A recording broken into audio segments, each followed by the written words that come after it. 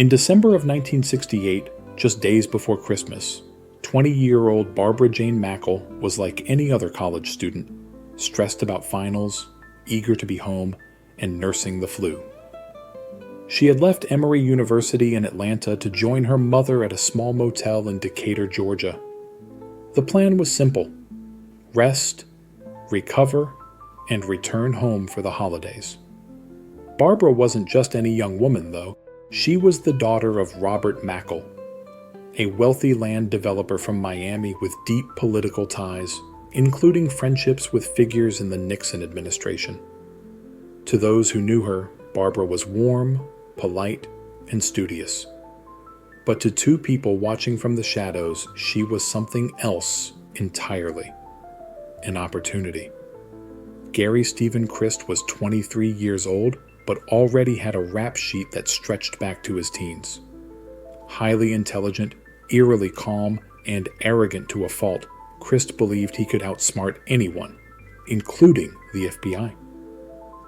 Alongside him was his girlfriend, Ruth Eisemann-Schier, a striking, equally intelligent woman from Honduras with a college degree in marine biology. Together, they hatched a plan so cold, so calculated, it felt like something out of a horror movie. In the early hours of December 17, 1968, Barbara heard a knock on her motel door. A voice on the other side claimed to be police. "There's been an accident. Your friend's been hurt." Still groggy from the flu, Barbara opened the door, only to be met with the barrel of a gun. Krist and Ruth burst into the room wearing fake police uniforms and abducted Barbara at gunpoint while her mother was forced into a closet and tied up. Barbara was shoved into the back of their car and drugged with chloroform. But this wasn't a simple ransom job. It was something much darker. The couple drove her over 300 miles to a remote pine grove in Gwinnett County, Georgia. There, they had constructed a fiberglass coffin, 3 feet wide, 4 feet high, 7 feet long. It was equipped with a battery-powered fan, a ventilation tube, a light, and a small bottle of water with sedatives. They even placed a plastic cup of milk, some crackers, and candy inside. Then, they put Barbara in. They told her to stay calm, that a ransom would be paid, and that she'd be rescued in a few hours. Then they sealed the box, buried it, and drove away. Barbara Mackle was now underground, alive, but entombed. Gary Krist contacted Barbara's father and demanded $500,000 in ransom, an astronomical amount in 1968. He warned them not to go to police and claimed Barbara would die if they didn't follow instructions to the letter. But Robert Mackle didn't hesitate. He contacted the FBI and agreed to pay. The first ransom drop failed. Krist grew paranoid after spotting agents in the area and fled. Days passed. Barbara's oxygen supply was dwindling. She was alone, buried alive in pitch blackness, writing letters to her family in the margins of a paperback book. She used her belt buckle to scratch messages into the box's walls.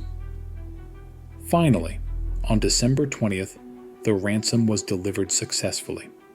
Krist took the money and fled, but crucially, he kept his promise. He gave authorities precise directions to Barbara's location, using a series of maps and coded instructions. Agents raced against time. After frantic digging, FBI agents uncovered the box. One agent shouted, "Barbara, can you hear me?" A faint voice came back, "Yes, I'm alive."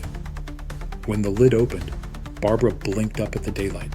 She was pale, dehydrated, weak, but smiling. After 83 hours underground, Barbara Mackle had survived one of the most nightmarish ordeals in American history. In the aftermath, a nationwide manhunt ensued. Ruth fled, making history as the first woman ever listed on the FBI's 10 most wanted fugitives list.